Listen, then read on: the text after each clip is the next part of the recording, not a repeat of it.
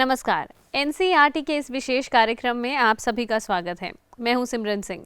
दर्शकों, हम सभी जानते हैं कि हमारे जीवन में स्वास्थ्य का क्या महत्व है।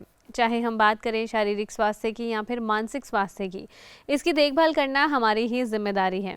और आज हम लेकर आए हैं अपना चौथा संस्करण आप सभी के लिए, जिसके अंतर्गत हम बातचीत करने वाले हैं अर्धनारीश्वर चिकित्सा वेलनेस न्यूरोथेरेपी के माध्यम से किस तरह से आपके कंधे के दर्द को या कंधे से जुड़ा हुआ कोई भी अन्य रोग है तो उसे कैसे ठीक किया जा सकता है।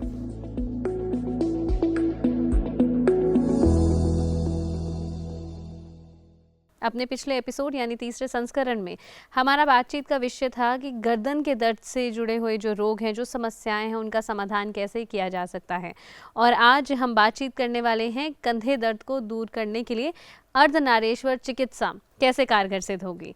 तो इसी विषय पर अधिक जानकारी साझा करने के लिए हमारे साथ एक खास मेहमान उपस्थित हैं, आचार्य राम गोपाल दीक्षित जी। नमस्कार सर, बहुत बहुत स्वागत है आपका। नमस्कार, बहुत बहुत धन्यवाद। मैं आपका परिचय कराना चाहूँगी हमारे सभी दर्शकों से। जी, आप राष्ट्रपति भवन के पूर्व न्यूरोथेरेपी सलाहकार रह चुके हैं, अंतर्राष्ट्रीय ख्याति प्राप्त हैं। इसके अतिरिक्त आप आरोग्य पीठ के संस्थापक भी हैं। आपने भारतीय पारंपरिक चिकित्सा पद्धति अर्धनारीश्वर चिकित्सा को वर्तमान में वेलनेस न्यूरोथेरेपी के रूप में पूरे विश्व में स्थापित किया। इसी के साथ कोर्स करिकुलम हेतु ऑनलाइन और ऑफलाइन ट्रेनिंग की भी शुरुआत की गई, जिससे लाखों लोग लाभान्वित हुए हैं। आपकी सेवाओं को देखकर भारत सरकार ने आपको कौशल आचार्य उपाधि से भी सम्मानित किया है। आपका एक बार पुनः अभिनंदन है जी आज की इस चर्चा में। तो सर, जैसे कि आज हम बात कर रहे हैं अर्धनारीश्वर चिकित्सा वेलनेस न्यूरोथेरेपी के बारे में, तो मैं चाहूँगी आप हमारे दर्शकों को आसान भाषा में बताएं कि अर्धनारीश्वर चिकित्सा, इसका क्या अर्थ है, इसे कैसे समझ सकते हैं। अर्धनारीश्वर चिकित्सा हमारी वैदिक और प्राचीन चिकित्सा है। हमारे ऋषियों के ज्ञान विज्ञान के कारण ही भारत विश्व गुरु कहलाया जाता है। और हजारों वर्ष पहले हमारे ऋषियों ने आध्यात्म की उच्च अवस्था में, यानी ध्यान की उच्च अवस्था में जिस ज्ञान को पाया था और जिस ज्ञान से वो राजा महाराजाओं की चिकित्सा भी करते थे और गुरुकुल में वो शिष्यों को पढ़ाते भी थे, बिना दवा और बिना मशीन के, बिना किसी कुप्रभाव के लोगों का उपचार करते थे, ऐसा वह विज्ञान, इसको हम अर्धनारीश्वर चिकित्सा के रूप में ये सभी आज के समय जानते हैं। बिल्कुल। अगर हम शरीर को देखें तो ढांचे और केमिकल दोनों के बारे में हमें जानना पड़ेगा। तो बायां हिस्सा अलग है, दाहिना हिस्सा अलग है। पूरा शरीर दो हिस्सों में डिवाइडेड है। अगर किसी को पैरालिसिस होता है तो बायां कंप्लीट पैरालिसिस होता है। कभी ऐसा नहीं होता कि ये कंधा, ये टांग, ऐसा नहीं, 100% एक तरफ पैरालिसिस होता है। इधर की बॉडी को अगर ढांचागत देखें तो जो पार्ट हमारे इधर हैं उतने ही हमारे इधर हैं, बैलेंस्ड है, और नाभि उस सबका केंद्र है। ऐसे ही ब्रेन का लेफ्ट हेमिस्फीयर राइट बॉडी को कंट्रोल करता है और राइट वाला हेमिस्फीयर लेफ्ट बॉडी को कंट्रोल करता है। अभी जब ये दोनों ढांचा और केमिकल जब इम्बैलेंस हो जाते हैं तब ये डिजीज आती है।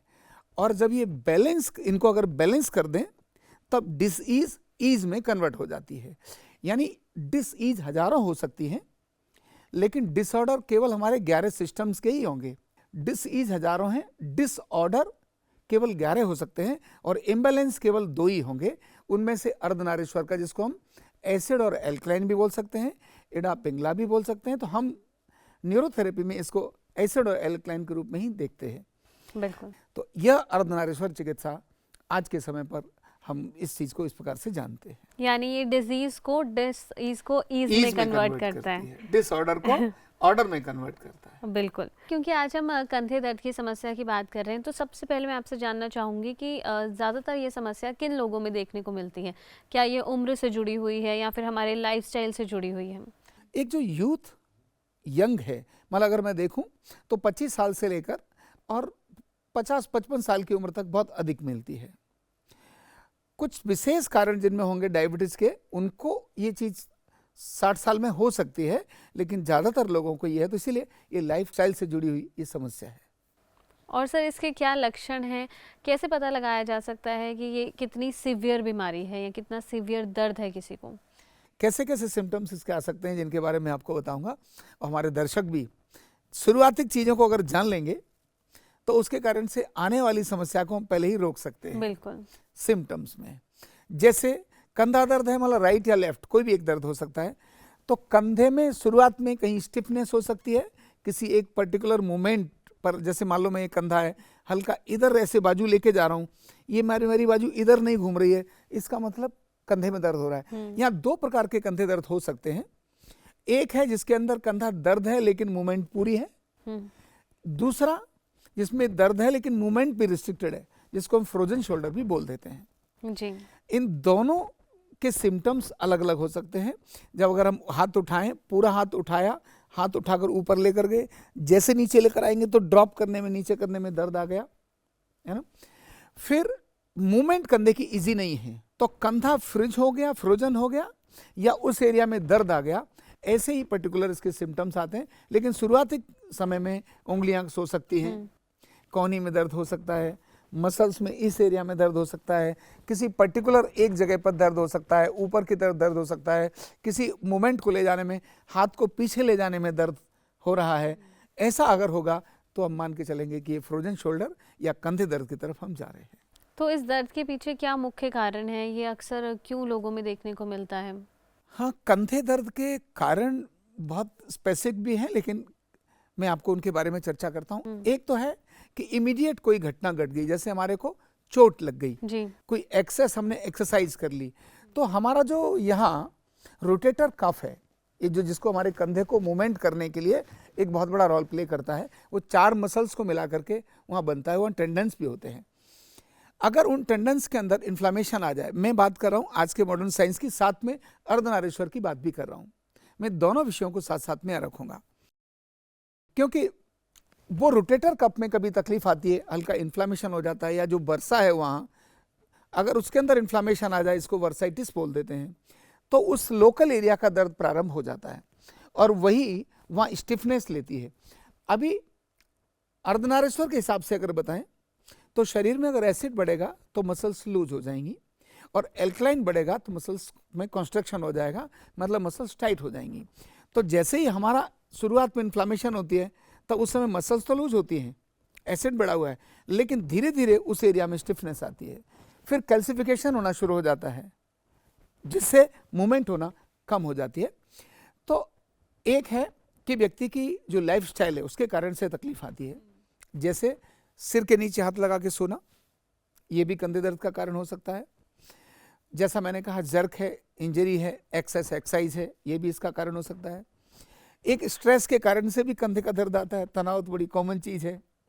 लेकिन जो देखने को मुझे मिला है, डायबिटीज के कारण से कंधे में दर्द आने की संभावनाएं बहुत अधिक होती है। और आपसे ये भी जानना चाहेंगे कि अर्धनारीश्वर चिकित्सा के अनुसार अगर किसी व्यक्ति को कंधे के दर्द से मुक्त करना हो तो कितना समय लगता है, और कौन से ऐसे लोग हैं जिन्हें थोड़ा अधिक समय लगता है ठीक होने में? अगर किसी को इंजरी हुई है अभी थोड़े समय में जी, तो वो व्यक्ति हो सकता है 1 से 2 दिन में ही ठीक हो जाएगा।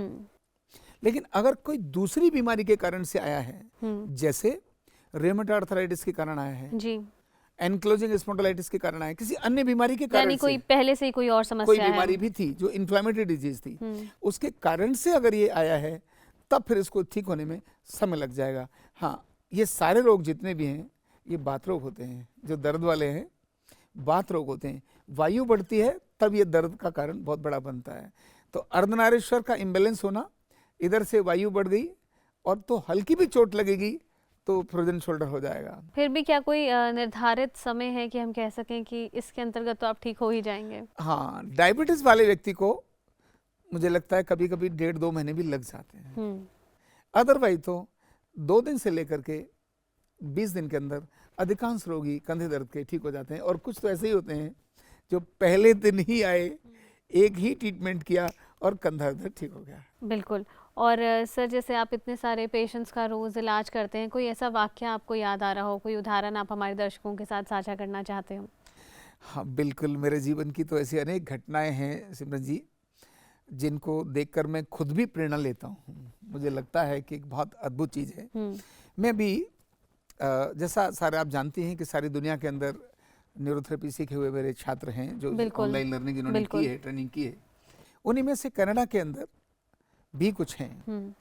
एक मेरी छात्रा जो वहाँ रहती है वो बहुत चीज़ें सीख करके ऑनलाइन ही ट्रेनिंग दी उसने, क्योंकि हमारा जो डिजिटल गुरुकुल है उसको देख करके उसने वहाँ से ट्रेनिंग ली। लेने के बाद उसने अपने आसपास के लोगों को ट्रीटमेंट किया और करने के बाद में एक बड़ा काम उसने लोगों को मोटिवेट किया रिलीफ दे करके कि जो वहाँ छात्र हैं, जो पढ़ाई करने के लिए गए हैं, या फिर जो गुरुद्वारे में वहाँ के सेवादार हैं, मंदिर में कुछ वहाँ के कर्मचारी हैं, इन सब लोगों को ट्रीटमेंट दे करके उसने न्यूरोथेरेपी के प्रति मोटिवेट किया। और मोटिवेट करने के बाद सबको एक बात के लिए तैयार किया कि आप आचार्य जी से ऑनलाइन ट्रेनिंग लीजिए। उन सब लोगों ने, यहाँ से मैंने उनको ऑनलाइन ट्रेनिंग दी, डिजिटल गुरुकुल भी और वैसे भी देने के बाद फिर बार बार आग्रह कर रहे थे, अब आप आ जाइए, अब आप आ जाइए, अब तो बहुत लोग हैं हम। फिर मैं यहाँ से वहाँ उनके आग्रह पर गया। इन सब लोगों को वहाँ जाकर भी मैंने एक दिन की पहले ऑनलाइन ट्रेनिंग ली थी, फिर उनको और ज़्यादा देखा। ये सब चाहते थे कि हमें कोई बड़ा कैंप करना है। तो कनाडा में गुरुद्वारे के अंदर ये पहली बार ऐसा हुआ। उन बच्चों का कॉन्फिडेंस, अद्भुत कॉन्फिडेंस देखने को मिला। और 300 से अधिक रोगियों को उन्होंने मात्र 3 घंटे में करीब ऐसे 30 एक विद्यार्थी, मतलब विद्यार्थी बोल रहा हूँ, उम्र तो उनकी 45-50 साल भी थी, जिन्होंने सीखा। वो जो सेवा की उसके कारण से एक बहुत बड़ा जो वर्ग है वहाँ का उससे लाभान्वित हुआ। कंधे दर्द, घुटना दर्द, कमर दर्द, इनको उन्होंने जो ट्रीटमेंट दिया। इसके बाद जो प्रोमिनेंट वहाँ लोग आए, कोई मेंबर ऑफ पार्लियामेंट भी थे, एमएलए भी थे और पार्षद भी थे, कुछ उद्योग जगत के लोग थे, धर्मगुरु भी थे, ऐसे लोग। तो उनमें से मेंबर ऑफ पार्लियामेंट ने ये सारा ट्रीटमेंट लेने के लिए बात बोला। उन्होंने कहा कि हमारे देश के लिए ये चिकित्सा बहुत ज़्यादा जरूरी है। उन्होंने ये अनुभव किया कि एक ट्रीटमेंट में ही व्यक्ति अपने दर्दों से मुक्ति पा रहा है और कोई भी व्यक्ति कॉमन मैन इसको कर रहा है। तो वो कहते हैं हमारे यहाँ तो सारा सरकारी सिस्टम है, हमें तो दवाइयों पर बहुत खर्चा सरकार को करना पड़ता है। यानी कोई भी इसे सीख कर, समझ कर, ट्रेनिंग लेके अपने स्तर पर इसका प्रयोग कर सकता है। बिल्कुल कर सकता है और ऑनलाइन ट्रेनिंग ले सकता है। और उससे जो न कोई दवाई है, न कोई मशीन है, कोई दिक्कत वाला विषय ही नहीं है, कोई कारण ही नहीं बनता। तो ऐसा एक जबरदस्त अनुभव मुझे वहां पर आया कि किस तरह से दूर रहकर भी व्यक्ति सीख कर वहाँ के लोगों को लाभान्वित कर सकता है। और वो लोग ये कहते हैं कि न्यूरोथेरेपी आप हमारे देश में अधिक तरीके से इसको, व्यापक तरीके से इसको प्रचारित करिए। और सर, जैसे कि हमने इतनी सारी बातें कर ली हैं, तो अब जानना चाहेंगे आपसे कि अर्धनारीश्वर चिकित्सा के अनुसार यदि किसी व्यक्ति को कंधे का दर्द हो या कंधे की कोई भी अन्य समस्या हो तो उसका इलाज कैसे किया जा सकता है? जी, तो अब इसका प्रैक्टिकल करके देखते हैं। बिल्कुल। अर्धनारीश्वर चिकित्सा यानी वेलनेस न्यूरोथेरेपी के हिसाब से हम ढांचा और केमिकल, यानी रसायन और ढांचा, स्ट्रक्चर और केमिकल दोनों को ही हम चेक करते हैं, देखें क्या इनकी स्थिति है। तो जब भी इनकी स्थिति अब हम देख रहे हैं, ये इनका जो राइट शोल्डर है, आप जब देखना चाहेंगे तो राइट शोल्डर ये हल्का सा ऊंचा है, लेफ्ट शोल्डर नीचा है। इसका मतलब ढांचा, स्ट्रक्चर भी इम्बैलेंस हो रहा है। बाजू में दर्द होने के कारण से ऑटोमेटिकली ये बाजू ऊंची हुई, कंधा ऊंचा हो ही जाएगा। अब थोड़ा हाथ को उठाते हैं, थोड़ा उठाइए, कितना जाता है थोड़ा देखिए, क्योंकि फ्रोजन शोल्डर है इसीलिए ये इतना ही यहीं तक जा रहा है ना। ओके, तो ये इतना, इसका मतलब है कि कंधा जाम है, तो ढांचा इस प्रकार के इम्बैलेंस है। अब इनके केमिकल्स को भी चेक कर लेते हैं। घूम जाइए और पूरा घूम जाइए और घूम जाइए। शरीर में अर्धनारीश्वर के हिसाब से एसिड और एल्कलाइन दोनों को भी देखें क्या संतुलित है या असंतुलित है और कौन सा अधिक है। तो स्पाइन का ये जो ढलान वाला एरिया है, जहाँ ये शोल्डर ब्लेड खत्म होते हैं, वहाँ जहाँ ये रिब्स का एंड आ रहा है, यहीं किडनी का एरिया, इसके ऊपर एड्रिनल ग्लैंड है। तो यहाँ किडनी के एरिया यानी स्पाइन से लगभग 2 इंच बाहर दोनों तरफ हम यहाँ चेक करेंगे। अपने अंगूठे और उंगली की सहायता से प्रेशर हमने दिया। ये देखिए मेरे हाथ का प्रेशर और दर्द इधर ज़्यादा है आपको या लेफ्ट साइड में ज़्यादा है। दोबारा से देखते हैं, राइट साइड में ज़्यादा है या लेफ्ट साइड ज़्यादा है। तो लेफ्ट साइड है, इसका मतलब है एसिड इनके शरीर का अधिक है, तो ढांचा भी इम्बैलेंस है और केमिकल भी इम्बैलेंस है। तो ये मैंने अर्धनारीश्वर चिकित्सा के अनुसार, वेलनेस न्यूरोथेरेपी के अनुसार अपना डायग्नोसिस किया ट्रीटमेंट के लिए। तो अभी इनके कंधे के दर्द को ठीक करने के लिए मैं ट्रीटमेंट शुरू कर रहा हूं। पहले मैं नेक मसल्स को रिलैक्स करूंगा और साथ ही कुछ ऐसे केमिकल को बैलेंस करने वाले ट्रीटमेंट करता हूं। पहला ट्रीटमेंट मैं इनको कर रहा हूं 4 CNS, जो कान के नीचे गर्दन तक होगा।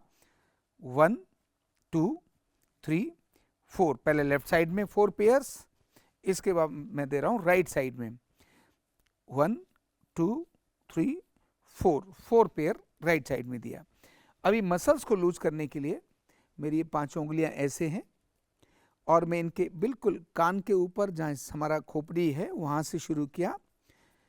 देखना बताना मुझे, मैं अधिक प्रेशर तो नहीं दे रहा हूँ, कहीं दर्द तो नहीं हो रहा आपको? ना, ठीक है प्रेशर जी, ये दोनों तरफ मैंने, कंधा दर्द इनका राइट है लेकिन लेफ्ट को भी देना है क्योंकि मसल्स दोनों तरफ रिलैक्स होना जरूरी है। बिल्कुल यहाँ से मैं खोपड़ी के स्टार्टिंग से दे रहा हूँ, 5 उंगलियों से समान। राइट शोल्डर के मसल इनके थोड़े हार्ड हैं, ये शोल्डर के ऊपर तक मैं लेकर गया, आगे तक यहाँ और बाजू तक यहाँ। कोई भी एक एरिया भी मैं इनका छोड़ नहीं रहा जिसमें मसल्स के सर्कुलेशन को, ब्लड सर्कुलेशन को ठीक न कर दिया जाए।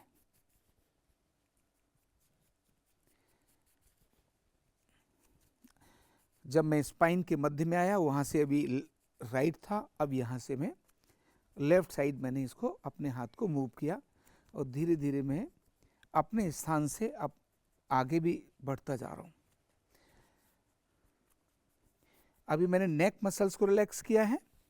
अब इनका जो कंधा है जिसमें दर्द है उसको बहुत आराम से इनके सिर पर मैं यहाँ रख रहा हूँ, बस इतना ही, ऐसा रख लीजिए, जिससे कि ये जो पूरा स्कैपुला है इसके आसपास के मसल्स को मैं रिलैक्स कर सकूं। इसके लिए मेरे हाथ की मैंने ये पोजीशन बनाई है और बाजू को मैंने अपने हल्का सा यहाँ टच कर लिया है जिससे कि दर्द ना हो, प्रेशर ना आए, बस बहुत हल्का।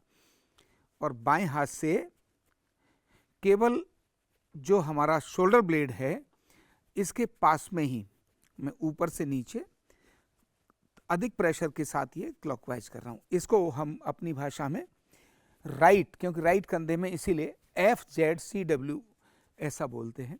ये काम जो मैं पीछे कर रहा हूँ ये इनके आगे चेस्ट की तरफ भी अभी मैं करूँगा। मैं आपको दिखाता हूँ कि अब आगे कैसे करना है। तो अभी मैं इनके फ्रंट की तरफ से भी इनके मसल्स को लूज करता हूँ और यहाँ जो ये फंसा हुआ है यहाँ इसको भी मैं फ्री करता हूँ। तो जैसे मैंने पीछे किया, इसके बाद अपने हाथ की वही पोजीशन मैंने ली और धीरे धीरे, बहुत प्रेशर से, इतना प्रेशर कि व्यक्ति सह ले। आपको दर्द तो नहीं हो रहा? बस हल्का हो रहा है, हल्का सा हो रहा है, बस। जब भी दर्द अधिक हो तो मुझे बता देना, क्योंकि दर्द नहीं होना चाहिए। बस यहाँ मैं गया और यहीं से आर्म पिट के अंदर से भी मैंने क्लॉकवाइज किया जिससे कि यहाँ हल्की इन्फ्लामेशन होगी तो वो रिड्यूस हो जाएगी।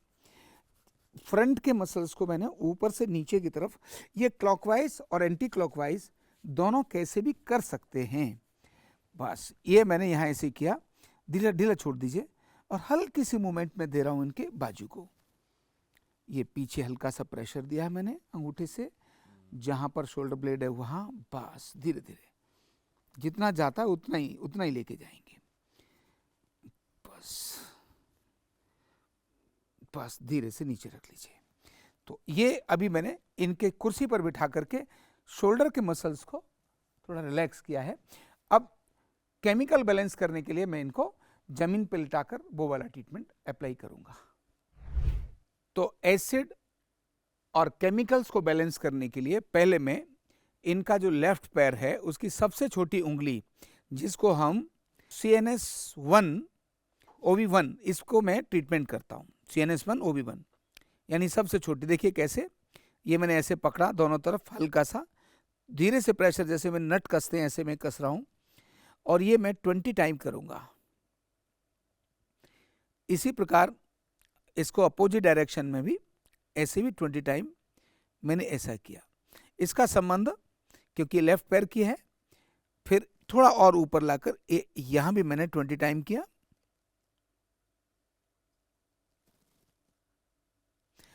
ध्यान रखना उतना ही प्रेशर दे रहा हूं मैं, दर्द तो नहीं हो रहा, इतना देखते हुए कि दर्द नहीं हो रहा।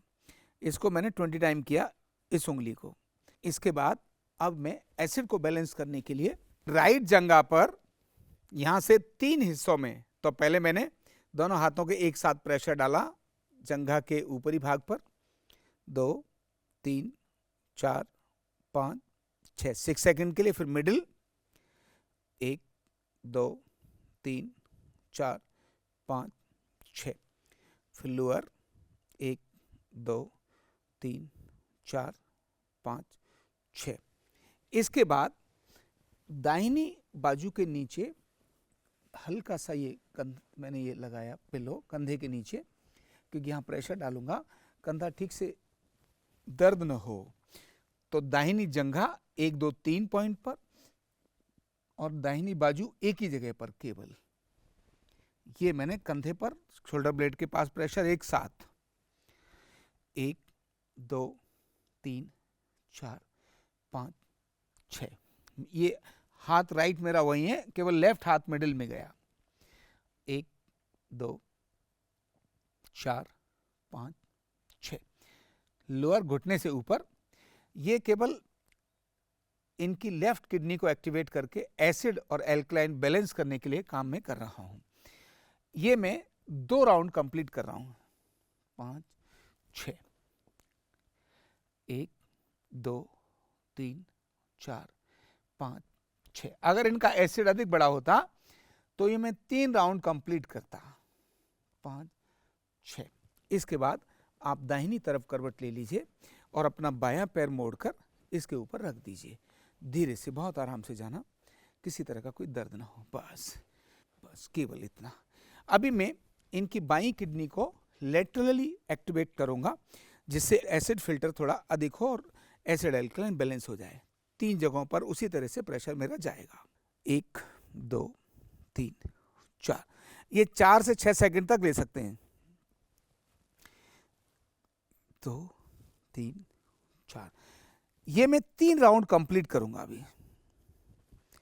1 2 3 4 2 3 4 1 2।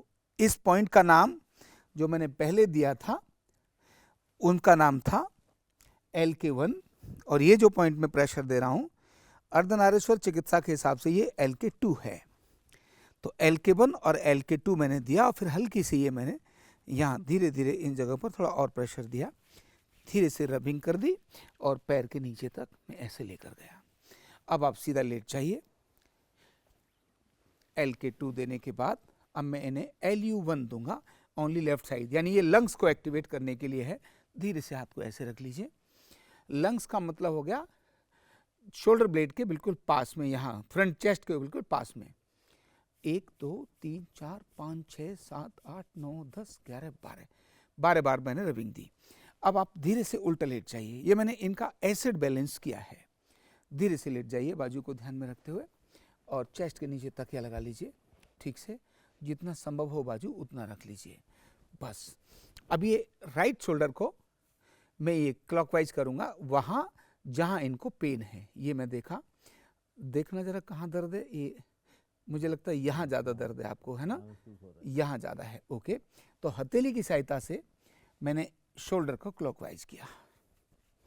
2 बार शोल्डर क्लॉकवाइज करने के बाद पूरी स्पाइन को, क्योंकि नर्वस सिस्टम को भी एक्टिवेट करना जरूरी है, ऊपर से नीचे क्लॉकवाइज या एंटी क्लॉकवाइज, कुछ भी, हमें दोनों में से एक चीज़ करनी है। और फिर से कंधे को यहाँ से ऐसे लिया। इससे कंधे का सर्कुलेशन भी ठीक होगा, इन्फ्लामेशन भी कम होगी, और जहाँ ब्लॉक हो रहा है वो डिसलोकेशन भी खुल जाएगी। और हल्की सी रबिंग कर दी पूरी पीठ की। इसको हम OCW भी कहते हैं, अर्धनारीश्वर चिकित्सा के अनुसार OCW हम कहते हैं। बस धीरे से अब आप करवट लेकर बैठ जाइए और मुझे दिखाइए कि अभी आपका बाजू कितना आगे की तरफ जा रहा है। देखिए, उठाओ। अब तो ठीक जा रहा है, थोड़ा बेटर है। पहले बैठ रहे, हाँ जी। और देखो, और थोड़ा आराम से जा रहा है। अब ये इसका मतलब है शोल्डर में फ्लेक्सिबिलिटी आ गई है ना? अभी मैं बिल्कुल अच्छा आगे लग रहा है। ठीक लग रहा है ना? पहले से इनको थोड़ा ऐसे घूम जाओ। इनका एसिड एल्कलाइन भी मैं चेक कर लेता हूँ। थोड़ा इधर घूम जाओ, पूरा घूम जाओ। बस अब मैं देखता हूँ इनके एसिड एल्कलाइन को। देखिए राइट साइड और ये लेफ्ट साइड। अब बराबर हो गया, बराबर हो गया। Very good. तो इसका अर्थ है कि इनका एसिड और एल्कलाइन भी बैलेंस हुआ। और अगर कंधे को भी देखें तो कंधे भी बैलेंस हो रहे हैं। अगर ये बैलेंस नहीं होते तो मैं इसको दोबारा से हल्का सा कंधे को उठाता। तो ये मैंने अर्धनारीश्वर चिकित्सा के अनुसार इनके ढांचे को और केमिकल्स को बैलेंस किया, जिसके कारण इन्होंने अच्छा महसूस किया। अभी मैं इनको वो एक्सरसाइज भी बताता हूँ जो एक कंधे दर्द वाले को कभी भी करनी ही चाहिए। तो आप ध्यान रखना, घर में ये दिन में 3 से 5 बार 5 मिनट बस इतना ही करना, इससे ज़्यादा करने की जरूरत नहीं है। कैसे कैसे करना पहले आप देख लो, फिर घर में करना, ठीक है। ऐसे खड़े ना, कोई भी कुर्सी या कुछ पकड़ लेना साथ में, क्योंकि आपने ऐसे पैर आगे बढ़ाना है। अगर आपने कमर को ऐसे किया, पता पड़ा कंधा तो ठीक हो गया पर कमर दर्द आ गया, तो इसीलिए ऐसे हाथ को ऐसे लेना, हाथ को फ्री छोड़ लिया बिल्कुल, ठीक है। अगर आप किलो 2 किलो वजन भी हाथ में ले लो तो चलेगा, ऐसे पकड़ के। अगला घुटना हल्का सा मोड़ा, कंधे नीचे झुका दिए, पीछे वाला पैर सीधा और इस कुर्सी को पकड़ के अपना संतुलन बना लिया। अब हाथ को धीरे धीरे, बहुत धीरे धीरे घुमाना, फिर एक तरफ थोड़ा सा ज्यादा ले जाना, ऐसे जितना, जैसे दोलन होता है ना, आगे गया ढीला छोड़ दिया, अपने आप पीछे जाएगा, जितना हो ऐसे जैसे मैं कर रहा हूं। झटका ना लगे इसका ध्यान रखना, जबरदस्ती कुछ भी नहीं करना। आगे थोड़ा बढ़ाया, फिर ऐसे करिए। ये करने के बाद अभी हमने ऐसे किया, तो अब ऐसे यानी इस डायरेक्शन में भी बाजू को लेके जाना है, पैर वैसे ही रहेगा। अब ये ऐसे हमने करना शुरू किया, ये जितना संभव है अधिकतम लेके जाओ, धीरे धीरे जितना संभव है उतना लेके जाओ, जबरदस्ती कुछ नहीं करना। एक एक्सरसाइज को जो मैं करा रहा हूं ये 50 से 100 बार करना, ठीक है। दोनों 50 से 100 बार ये, 50 से 100 बार ये। अभी दीवार के साथ खड़े हो जाना और ऐसे हाथ दीवार पर रखना, टच करना दीवार पर, यानी ऐसे टच कर लेना। टच करके धीरे धीरे उंगलियों से दीवार पे जैसे चलता है ना, बच्चों को दिखाते हैं ना, चलो चलो बेटा चलो, तो ऐसे ही दोनों हाथों को, कंधा बेशक आपका राइट गड़बड़ है पर करना दोनों हाथों से, क्योंकि दूसरा जब साथ देता है ना तो बात ही कुछ और है। तो धीरे धीरे ऐसे करके उंगलियों से जितना संभव है उतना लेके जाओ, फिर धीरे धीरे उतर के आओ उंगलियों से, फिर ऊपर जाओ चढ़कर उंगलियों से, और उंगलियों से ही बाजू को नीचे लेकर आओ। ये एक्सरसाइज करना। और फिर चौथी एक्सरसाइज करना, आपका कंधा राइट ठीक नहीं है, अभी दर्द में फर्क पड़ गया, लेकिन पूरा ठीक करना है। ट्रीटमेंट तो कुछ और भी लेने, लेकिन पूरा ठीक भी करना है घर भी। तो ऐसे कर लो, ऐसे धीरे से पकड़ो। अब कोहनी से छोटे छोटे गोल बनाओ, कोहनी से छोटे, फिर इस गोल को जितना बड़ा हो उतना करो। अब इसके अपोजिट भी करो, यानी ऐसे भी करो, ये यानी इसको पूरा ये धीरे धीरे ऐसे जो किया ना, इसको धीरे धीरे बड़ा करो, गोल कोहनी से गोल बनाओ, ठीक है। जो रिलैक्स हो उस तरह के लेके जाओ, दर्द नहीं करना, नहीं तो पता पड़ा फिर से जाम हो जाए तो वो ठीक नहीं होगा। दर्द होने पर आपका डर बैठ जाएगा, और डर बैठ जाएगा तो आप करेंगे नहीं तो फिर से जाम हो जाएगा, फिर से हमारे पास ट्रीटमेंट के लिए आना पड़ेगा। तो घर में कुछ ऐसा करिए। तो अगर ये एक्सरसाइज हम दिन में 3 से 5 बार करते हैं, सुबह दोपहर शाम, इसका कोई खाने देने से लेने देना नहीं है, कभी भी कर सकते हैं। झटका ना लगे इसका ध्यान रखना, तो कंधा फिर हमेशा आपका नॉर्मल रहेगा, और जो छोटा मोटा रह गया है वो भी ठीक हो जाएगा। दर्शकों, अभी आपने जाना कि अर्धनारीश्वर चिकित्सा वेलनेस न्यूरोथेरेपी के माध्यम से कैसे चंद मिनटों में कंधे के दर्द को दूर किया जा सकता है। अपने पिछले संस्करण में हमने बात की थी गर्दन के दर्द के बारे में, आज कंधे के दर्द से जुड़े हुए समाधान हम आपके लिए लेकर आए, और अपने अगले संस्करण में हम बातचीत करने वाले हैं कमर दर्द के बारे में। यानी कमर से जुड़ी हुई यदि आपको कोई भी समस्या है तो उसे अर्धनारीश्वर चिकित्सा की मदद से कैसे दूर किया जा सकता है। और जानकारी हमारे साथ साझा कर रहे थे आचार्य रामगोपाल दीक्षित जी। सर, आपका बहुत बहुत धन्यवाद हमारे साथ जुड़ने के लिए। बहुत बहुत आभार।